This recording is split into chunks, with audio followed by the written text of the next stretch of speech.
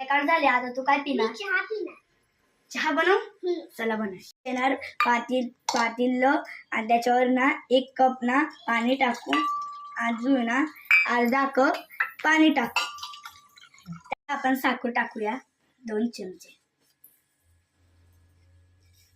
पत्ती